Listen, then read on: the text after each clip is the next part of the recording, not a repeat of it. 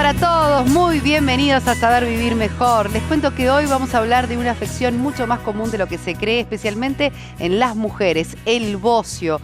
¿Qué lo causa y también cómo se diagnostica? Y por allí otro tema muy interesante que tiene que ver con algún método eficaz para bajar algunos kilitos de más que podamos haber adquirido durante las últimas vacaciones. ¿Quieren conocer los avances? Adelante. Hoy en Saber Vivir Mejor, la doctora Rey explica qué es el bocio, por qué se produce y cómo se trata. Hablamos también de distintas estrategias para alcanzar un peso saludable y nos visita la abogada, empresaria y actriz Natalie Joffe. En Farmacia San Roque encontrás todas las maneras de vivir bien. sanroque.com.uy.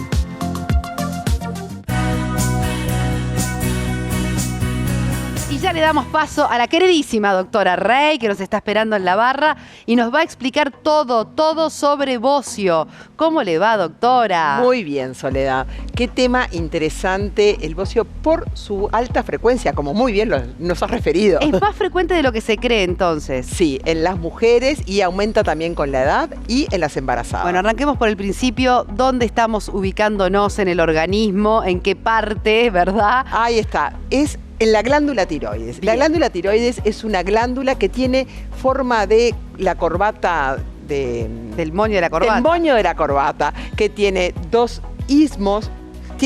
Dos lóbulos que están unidos por un istmo, por un puente que es la parte central. Esa glándula está ubicada por delante de la tráquea, por debajo de la famosa nuez. De la nuez de Adán, y tiene la función de regular el metabolismo. ¿Qué quiere decir? Esto es como muchas de las acciones que se producen en nuestro organismo están reguladas por las hormonas T3 y T4, que son las hormonas que secreta fundamentalmente la glándula tiroides. Entonces nos habla de la velocidad con que se producen determinados mecanismos, ya sea por ejemplo, la formación de calor, la formación de energía, pueden estar estimulados por la glándula tiroides o puede estar disminuido también porque cuando hay poca glándula tiroides. Es entre las funciones que tiene y que son las más importantes. Ahora, las cosas empiezan, digamos, a verse diferentes cuando esa glándula tiroide se agranda,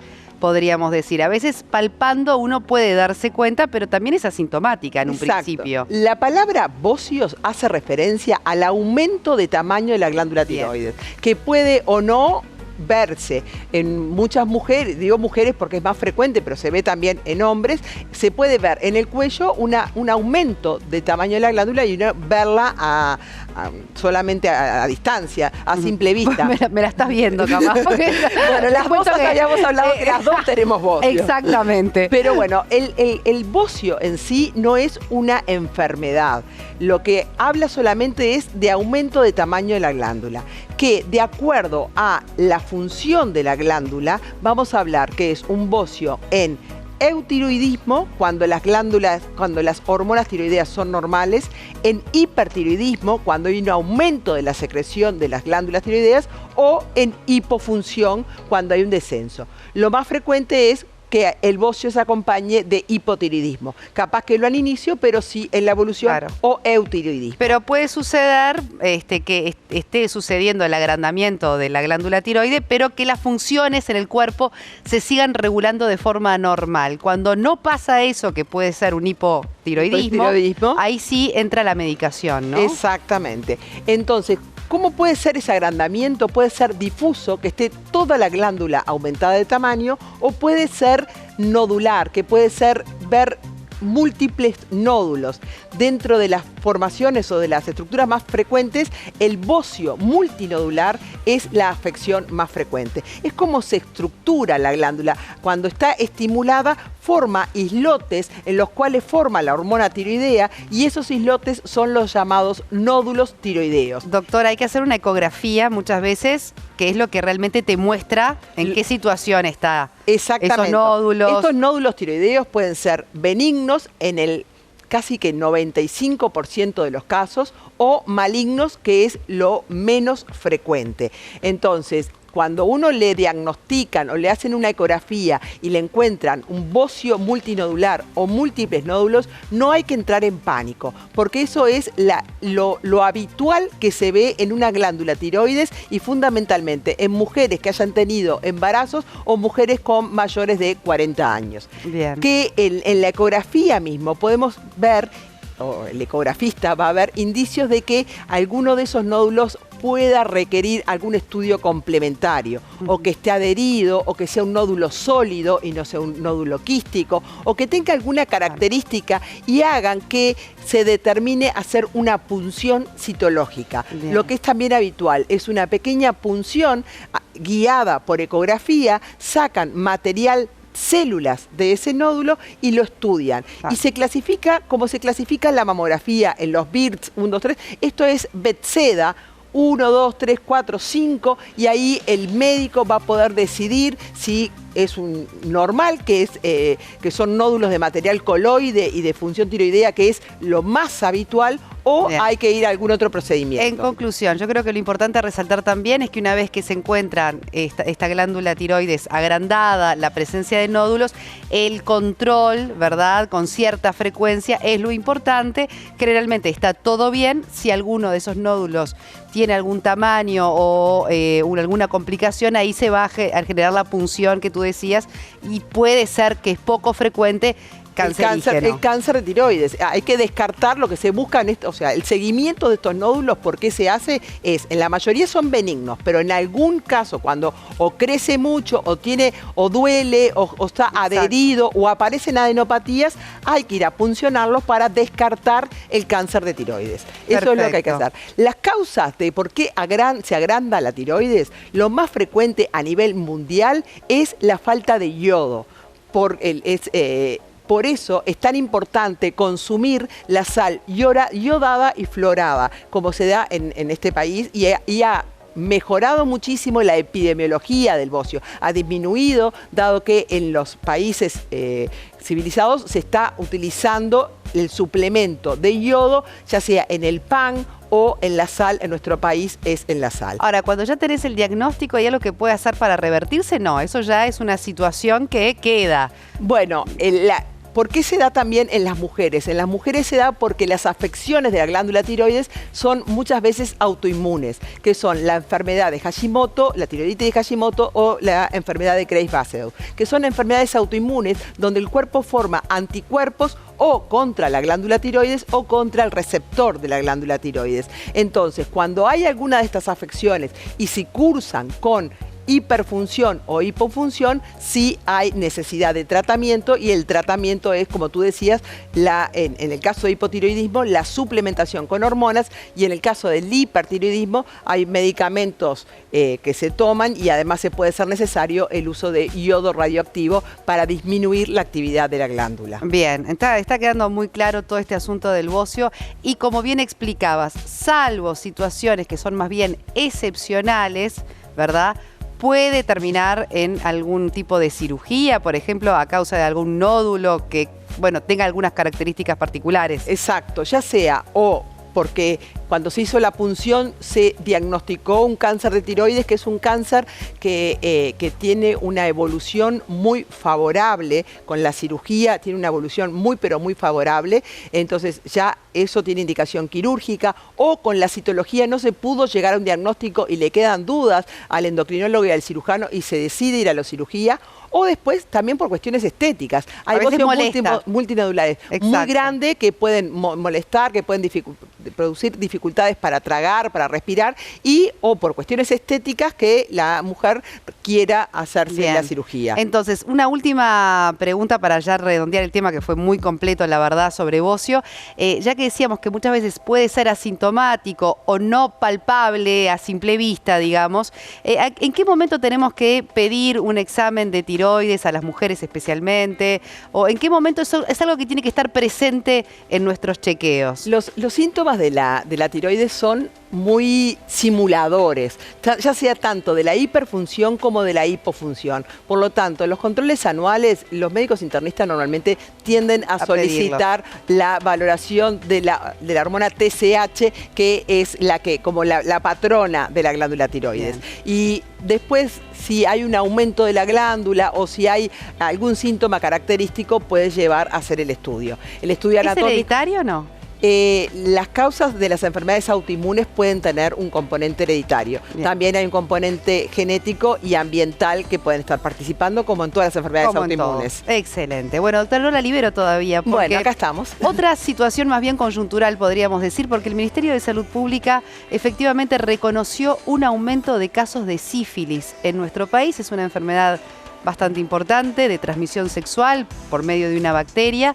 ¿Cuál es la situación específica? Porque después usted va a explicar en consultorio sobre esta enfermedad que puede haber tenido efectivamente un aumento de casos en los últimos meses. Es una enfermedad de fácil diagnóstico y fácil tratamiento y que Uruguay, como otros países, se planteó la posibilidad de erradicar esta enfermedad. Y en vez de constatar una disminución de los casos, en los últimos años lo que se ha visto es un aumento de la sífilis gestacional, que son en las mujeres embarazadas, y en los niños. Entonces vamos a hablar de la importancia del tratamiento, del diagnóstico y tratamiento de esta afección. Muy bien, lo responde entonces la doctora en su consultorio virtual.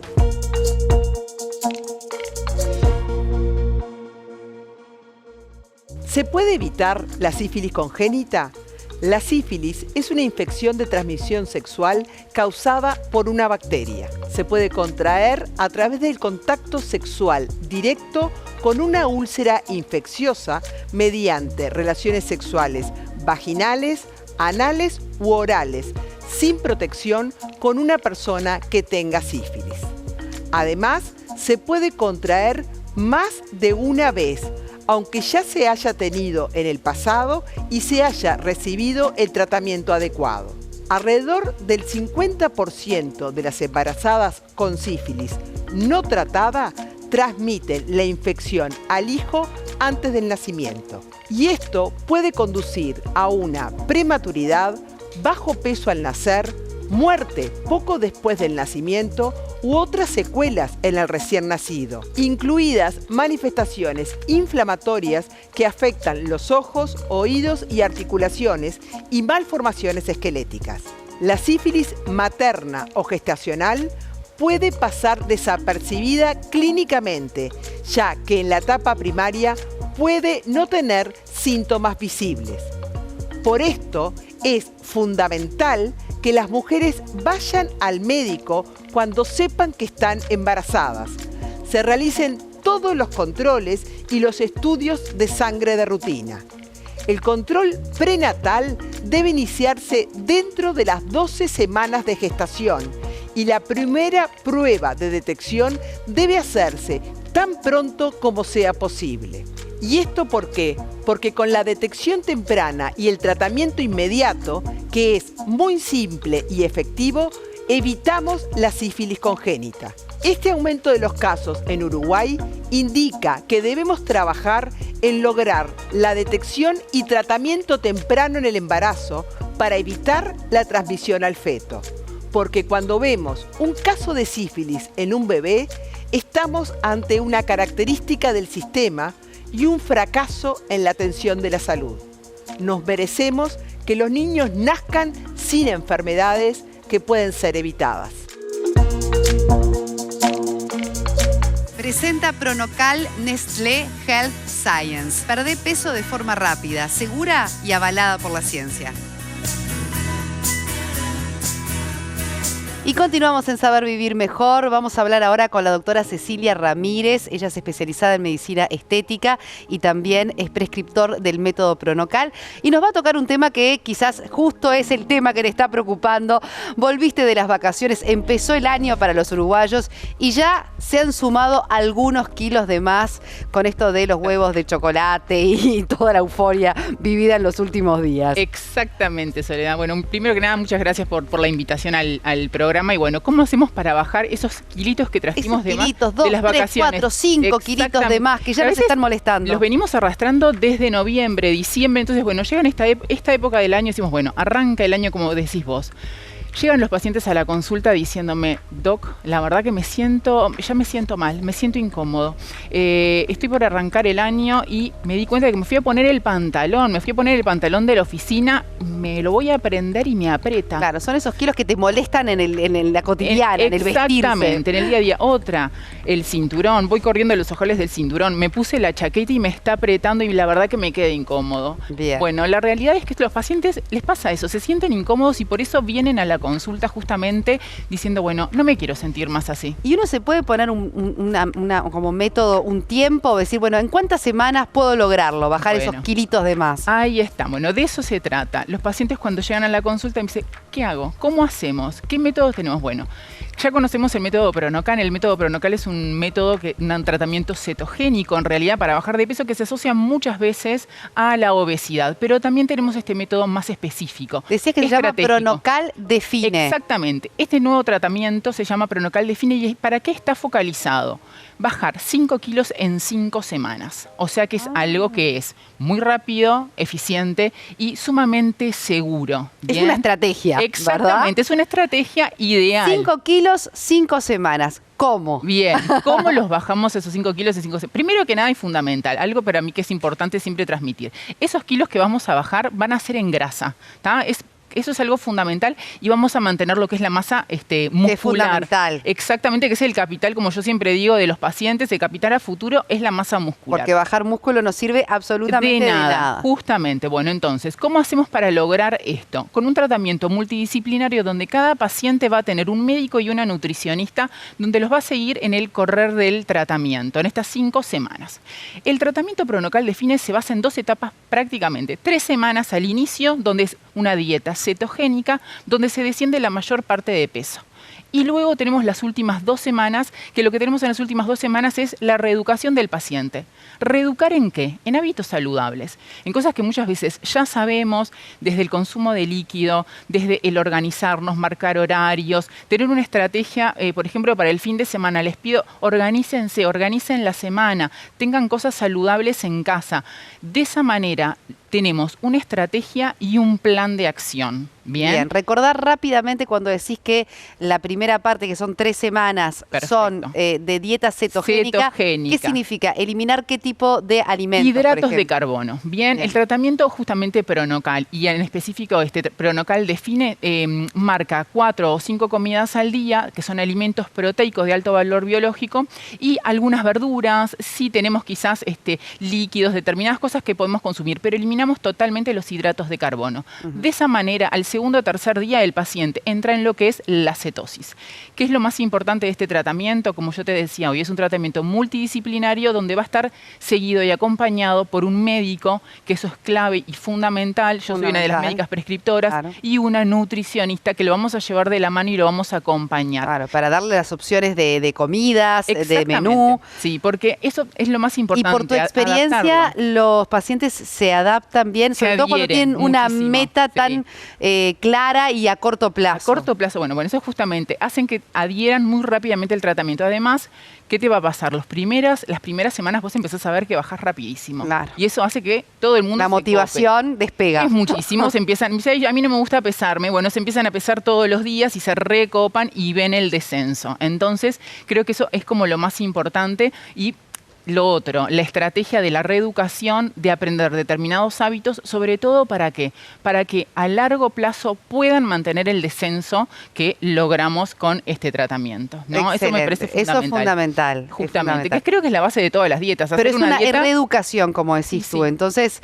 a veces lo que falta también son herramientas, sobre todo para organizarse, para planificar. Para mí es clave. Por allí me parece que está la solución también para mantenerlo justamente, a largo buscarle plazo. la vuelta a cada paciente paciente, adaptarlo desde qué tipo de ejercicio físico me gusta hacer, porque hay que entenderlo, que no es solamente uno de los pilares la dieta, después tenemos el ejercicio físico, la organización, todo ese tipo de cosas son los que van a hacer que a largo plazo podamos mantener lo que llamamos estilo de vida. Exactamente. Doctora Cecilia Ramírez, un placer como siempre recibirte. Muchísimas gracias por la invitación, así que encantada de estar acá con ustedes. Seguiremos conversando, muchas gracias. Gracias a ti. Nosotros continuamos en Saber Vivir Mejor y quiero contarles que con Farmacia San Roque vivís bien, vivís como más te gusta, porque con su programa de puntos accedes a descuentos exclusivos y además sumás puntos que puedes usar como forma de pago. Acordate, cada punto vale $1. Adherite ahora a tarjetasanroque.com.uy y comenzá a disfrutar de los beneficios. Farmacia San Roque, viví bien.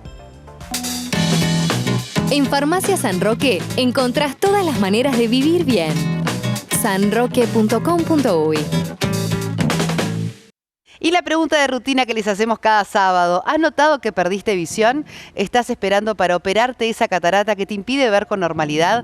¿Querés tener simplemente un diagnóstico preciso? No esperes más. En Oftalmovisión podés agendar tu consulta en 24 horas y vas a encontrar un staff de 12 oftalmólogos especialistas, modernos consultorios, el mejor blog quirúrgico y toda la tecnología en estudios paraclínicos. Agenda tu consulta, aún te queda mucho por mirar. Y fuimos a Oftalmovisión para hablar sobre un tema muy interesante, cataratas en pacientes diabéticos. Véanlo. Las cataratas son una opacificación, son la opacificación de esta lentilla natural que tenemos adentro del ojo que se llama cristalino. Cuando esto pierde la transparencia, no deja pasar la luz correctamente y perdemos la visión y van progresivamente de a poco a medida que la catarata se vuelve cada vez más grande. ¿Qué particularidad tienen las cataratas en los pacientes diabéticos? Bueno, varias cosas. Primero que nada, por un tema, fenómenos metabólicos que ocurren en la diabetes puede aparecer antes de tiempo. Son cataratas que pueden verse en pacientes más jóvenes, sobre todo si el control de su azúcar en sangre no es tan bueno. Puede generar pérdidas de visión en pacientes más jóvenes cuando sabemos que la catarata habitualmente aparece en edades más avanzadas. Por otro lado, no siempre las cataratas en los diabéticos se sacan por un tema visual, por lo que no ve el paciente, sino que muchas veces las sacamos por lo que no vemos nosotros. Recordamos que la diabetes afecta a la retina sobre todo, y para ver la retina nosotros necesitamos hacer un fondo de ojo, y para hacer un fondo de ojo tenemos que atravesar el cristalino con nuestras lupas. Entonces las cataratas muchas veces nos impiden eso y es muy importante en los diabéticos tener un buen panorama del fondo de ojo, no solamente para examinarlos sino para el tratamiento. Pueden requerir tratamiento con rayo láser u otro tipo de tratamiento que a veces la opacificación de esa lentilla, la catarata, no nos permite hacer. Entonces no siempre se saca por fenómenos de disminución en la visión las cataratas, sino por un tema de tratamiento y requerir un tratamiento específico para la diabetes. El tratamiento de la catarata, no hay gotas para cataratas, no hay medicamento, el tratamiento es quirúrgico, es sacar la catarata, sacar esta opacificación y donde estaba la lentilla natural, el cristalino, poner una lentilla artificial que va a formar parte del ojo durante el resto de la vida del paciente, que cumple la misma función con igual de transparencia. Y de esa manera evitamos la opacidad que teníamos antes y logramos que el paciente vea mejor y nosotros también ver mejor hacia adentro del ojo. Y como nos gusta decirte, tiene sentido que quieras volver a disfrutar de la música, de los sonidos de la naturaleza, de las charlas en familia. Por eso tiene sentido que elijas Audical, porque en Audical son líderes en soluciones auditivas. Agendá ya tu consulta gratis al 18899. Tiene sentido. En Audical está la mejor solución para tu audición. Por eso somos líderes en soluciones auditivas. Audical. Tiene sentido que nos elijas. Teléfono 18899. Y el maravilloso mundo de las abejas y las soluciones que pueden aportarnos a nuestra salud. Es el maravilloso mundo también de Laboratorios Apifarma. Nos acompaña Alfredo Aguilera. ¿Cómo le va nuevamente? Bien. Un gusto recibirte. Un gusto. Esta vez vamos a hablar de la enfermedad degenerativa como es la artrosis y cómo estos productos, que son 100% naturales, de veneno de abeja pueden ayudarnos a aliviar el dolor? Bueno, rápidamente recordarle a los televidentes que justamente es una enfermedad degenerativa, que en realidad lo que rompe o lastima es el cartílago articular, es ese colchoncito que tenemos entre los huesitos para que los huesitos no se golpeen ni generen dolor. Pero bueno, ese cartílago con el pasar de los años, tal vez después de los 40 o de los 50, ya empieza a desgastarse y genera mucho dolor.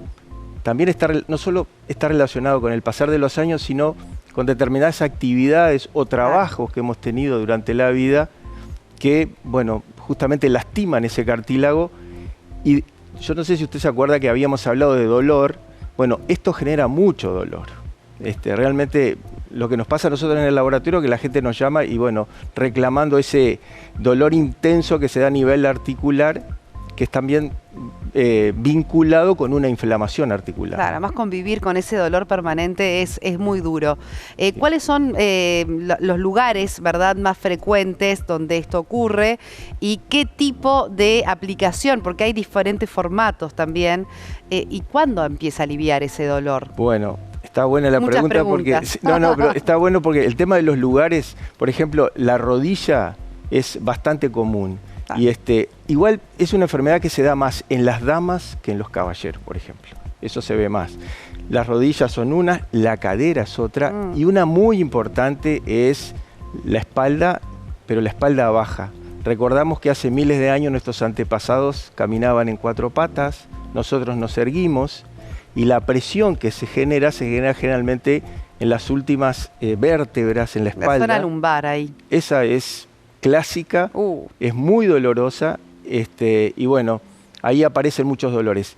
Para esa, el uso del parche da muy buenos resultados. En todo lo que es la espalda baja, sí, el parche. Exactamente. En rodillas, que es algo que además movemos de forma permanente. Rodilla, la crema, porque el parche no podemos poner. Exacto. La crema muchas veces por día baja el dolor muy rápidamente. El gel para también rodillas, puede ser las manitos, en los dedos, esas articulaciones que se inflaman y son muy dolorosas, el gel funciona mucho. Y siempre se complementan con los comprimidos. Los comprimidos demoran 3 semanas en hacer efecto, pero después es un medicamento que es específico para las partes osteoarticulares, diríamos, o sea que en la artrosis da muy buenos resultados porque desinflama. Ahora, Alfredo, para los que te están viendo, que padecen artrosis, que realmente padecen el dolor que eso conlleva, ¿es realmente una solución que decís que a cualquier persona puede darle alivio luego de determinado periodo de uso, ¿no? Yo le diría que todo, en el caso de hacer bien el tratamiento, en el 99% bajan los niveles de dolor porque desinflama. En realidad el veneno de abejas es un antiinflamatorio muy efectivo. Entonces al desinflamar realmente saca el dolor y bueno, mejora mucho la calidad de vida. Pero haciendo el tratamiento bien, realmente los resultados son visibles a corto plazo. Excelente. Bueno, un hallazgo que en realidad tiene miles de años y que hoy podemos disfrutarlo en formatos modernos y prácticos, por ejemplo, para el alivio de la artrosis. Muchas gracias, Alfredo, como siempre, un placer.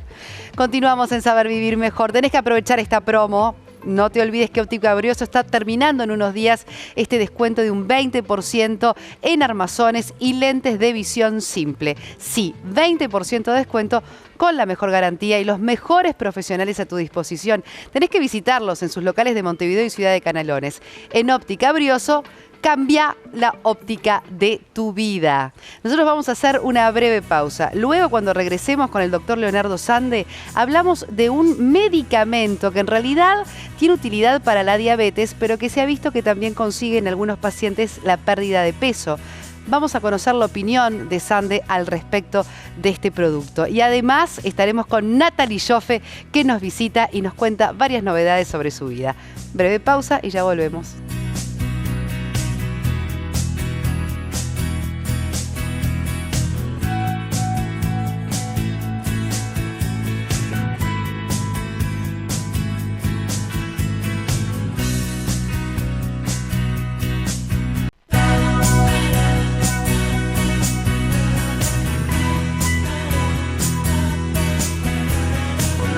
A Saber Vivir Mejor. En instantes no se pierdan la linda charla que vamos a tener junto a Natalie Joffe, actriz, abogada, empresaria. Bueno, y tiene algunas novedades también para compartir con nosotros.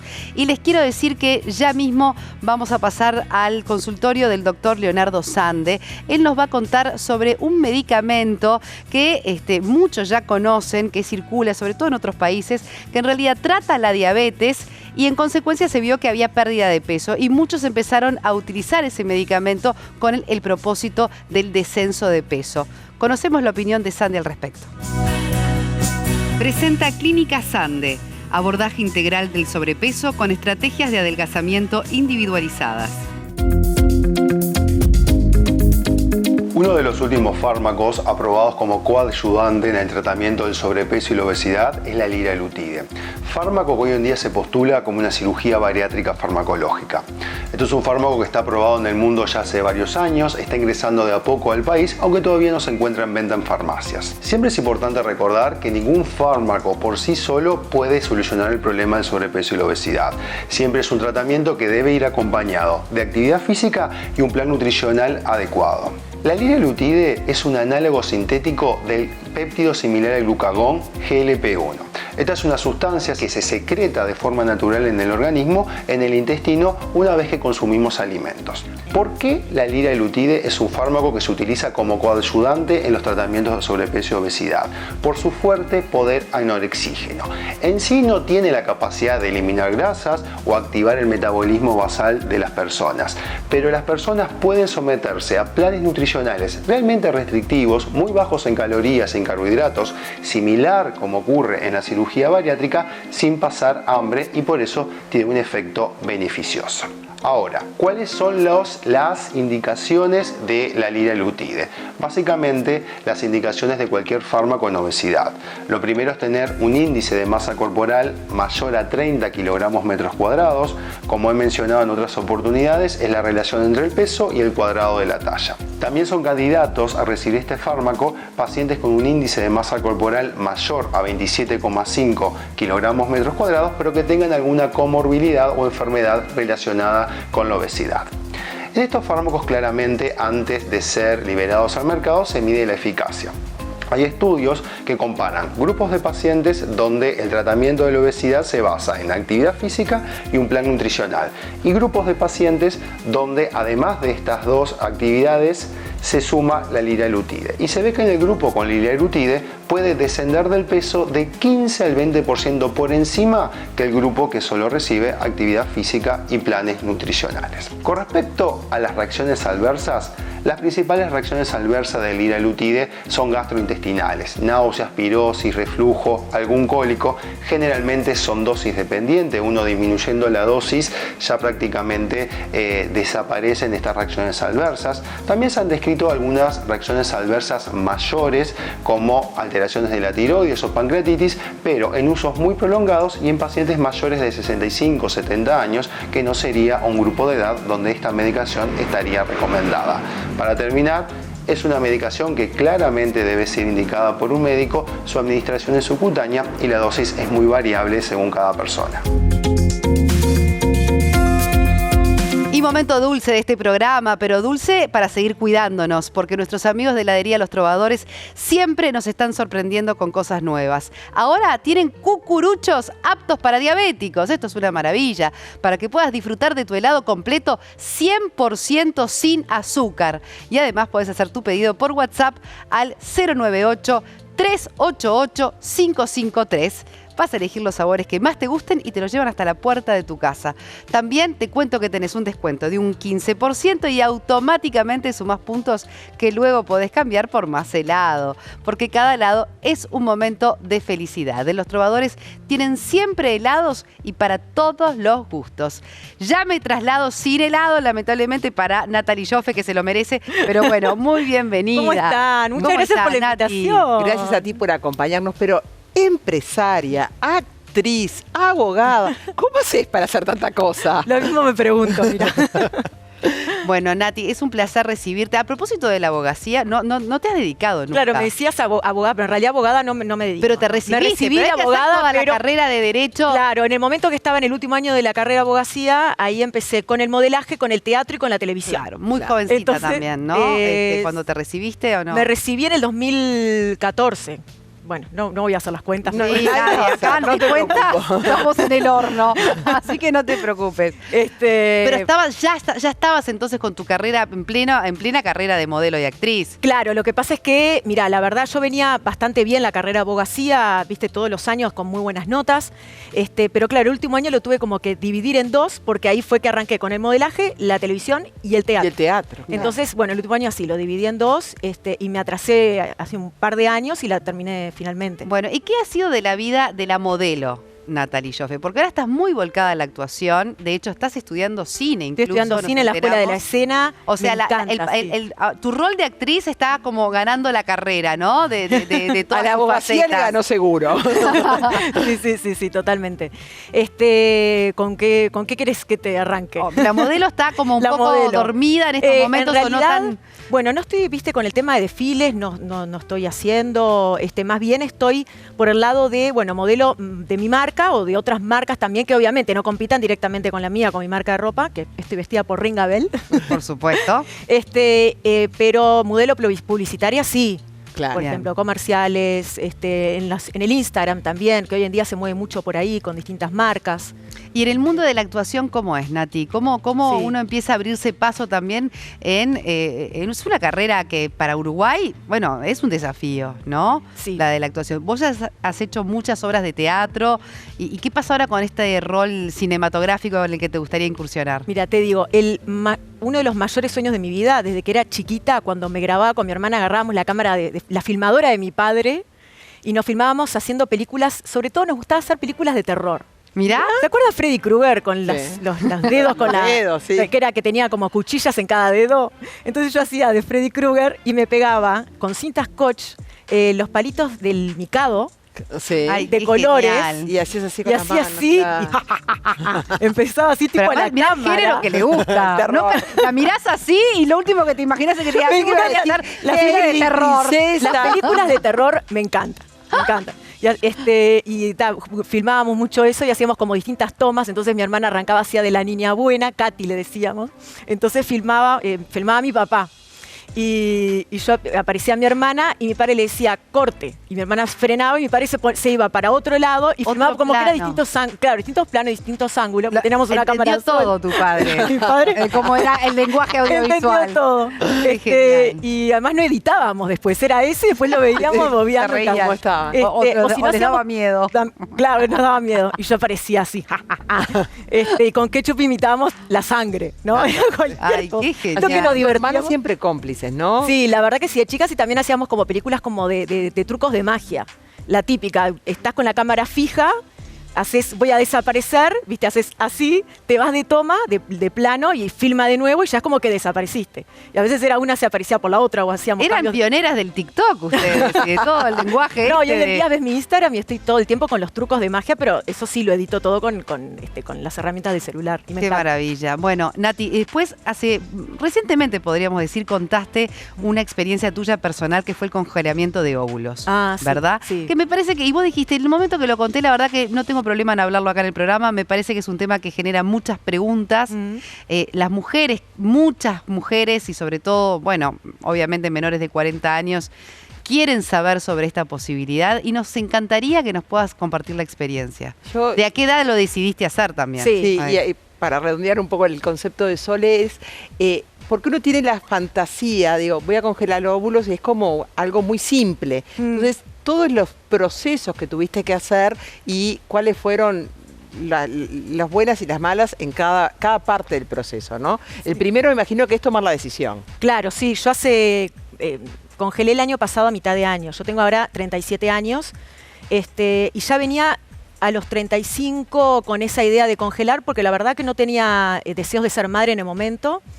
Quería para el futuro. Y es como una especie de garantía, es congelar el tiempo. Exacto. Pero tampoco es 100% seguro porque después por decirlo de alguna manera, te los ponen en el cuerpo, digamos, y después no es seguro 100% que vayas a ser mamá. Uno lo que preserva son los óvulos. Sí. Y esos óvulos después los tienen que descongelar, los tienen que fecundar y los tienen que implantar en el útero. Yo congelé óvulos, no congelé embriones. Exacto, entonces los tienen que fecundar, que es cuando los juntan con el espermatozoide y después los implantan. Eso para generar el embarazo. Para generar el embarazo. Vos simplemente lo que hiciste ahora fue extraerte óvulos. Óvulos, sí. Con tu edad de 36. Con mi edad de, sí, tenía recién cumplidos los 37. Recién cumplidos los 37. Sí, fue más o menos en julio-agosto del año pasado, sí. Fue como congelar el tiempo. ¿Averiguaste, te asesoraste, tenías amigas en esas que ya lo habían hecho? ¿Cómo surge la iniciativa? Ya sabemos que no querías ser madre inmediatamente, no querés ser madre ahora, querés ser madre más adelante, quizás no. ¿Y cómo te informaste? ¿Cómo fue tu primera entrevista? Yo estaba desde los 35 con esa idea de congelar y no me animaba y decía, ay no, pero dicen que el proceso es muy complicado y es como muy agresivo para el cuerpo de la mujer, que te empezás a sentir mal y te cambia el estado de ánimo y después que te los aspiran. Era como que me parecía como muy agresivo para el cuerpo y era por un tema de falta de información, la verdad era por un tema de ignorancia de la información. Entonces fue así que me fueron pasando los años hasta que dije, basta, quiero averiguar bien, informarme. Varias de mis amigas ya estaban embarazadas, en realidad algunas tienen 2 hijos y yo no quería todavía, porque a veces dicen que, bueno, una está embarazada, entonces contagia, como que contagian en el buen sentido. El deseo. El deseo de ser mamá. Y la verdad que es como que no lo sentía todavía. Me encantan los niños, los amo, pero no sentía yo deseos de ser madre en el momento. Entonces, bueno, investigué, averigüé con una doctora que se llama Lucía Bulafia, una genia, y ella es como muy objetiva, porque si no también tenés después, me he encontrado con otra doctora, que era como que decía, no, pero a tu edad no congeles, a tu edad buscá ser madre, porque después te vas a arrepentir. Y yo digo, no, justamente quiero congelar para ser madre en el futuro.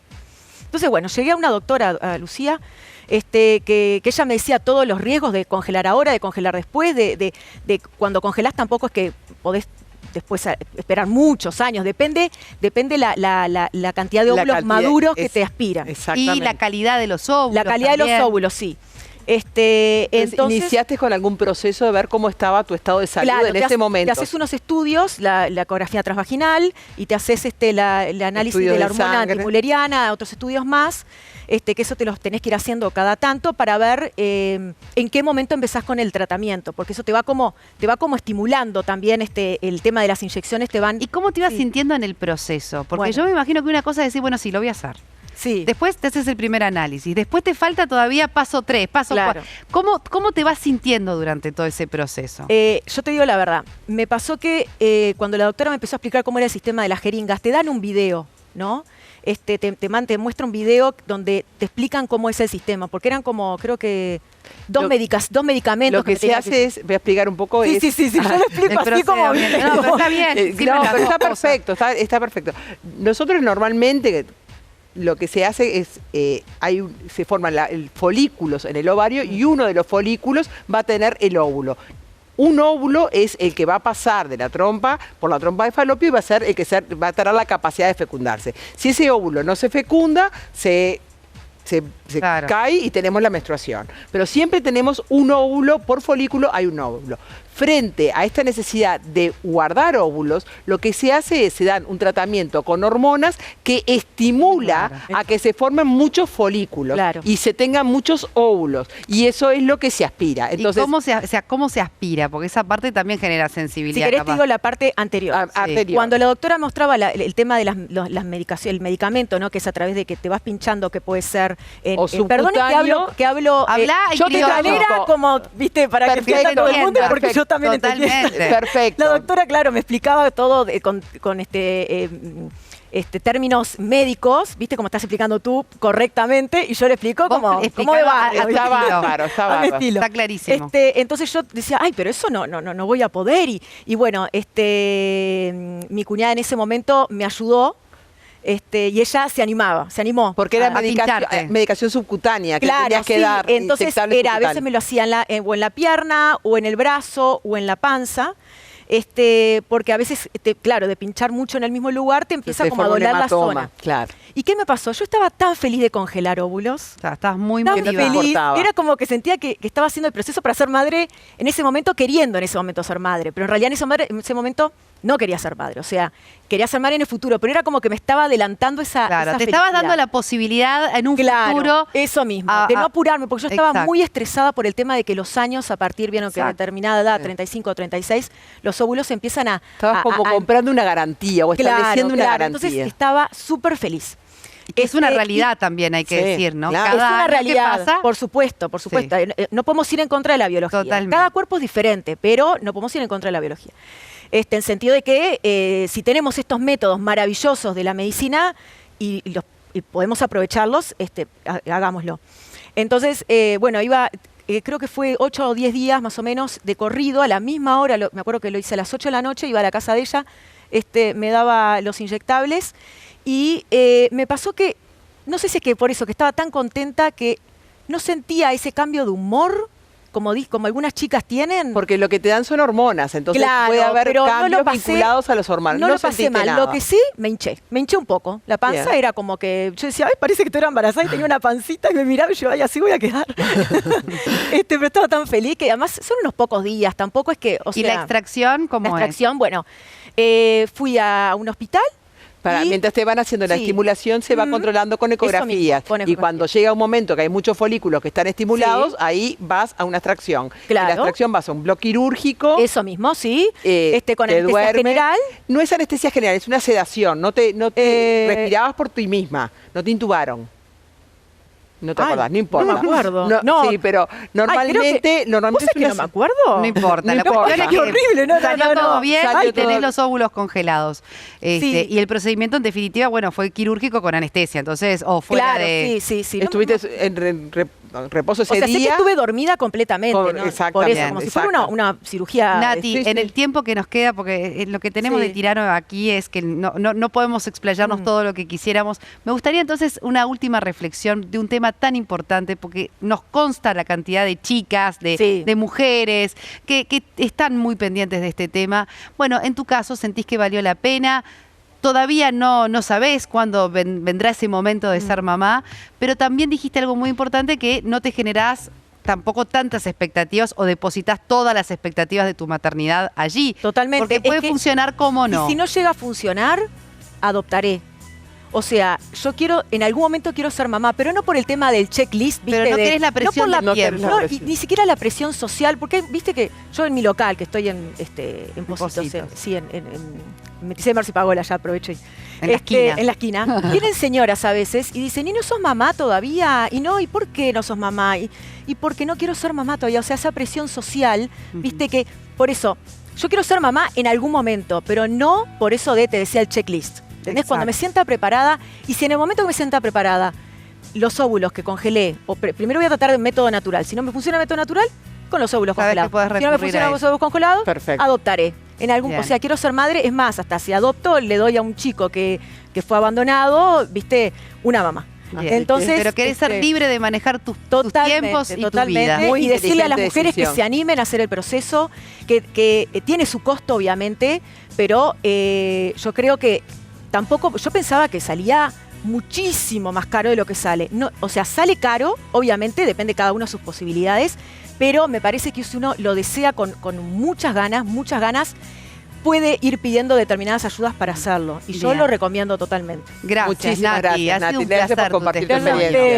Ustedes. Mucho éxito. ¿Tenés un regalito? ¡Ay, qué bueno! Mirá, para que y Ay, cerca a mí de me tu encantan casa y los cerca de tu trovadores. local. Me encanta. Bueno, ahora me la tengo que imaginar en el papel de una película de terror imposible. Imposible, con esa con esa cara ternura. angelical. Bueno, sí, pero a veces viste que las películas de terror son las que si más... estoy en una película de terror, Es quiero ser de ideal. asesina serial, ¿viste? La Exacto. malvada. Ya saben los directores, atentos. Esa cara angelical O de zombies, puede- de zombies me encanta también. Buenísimo, puede sorprender. Bueno, ha sido un placer, doctora. Nos encontramos el siempre. próximo sábado aquí en el 10. El canal uruguayo.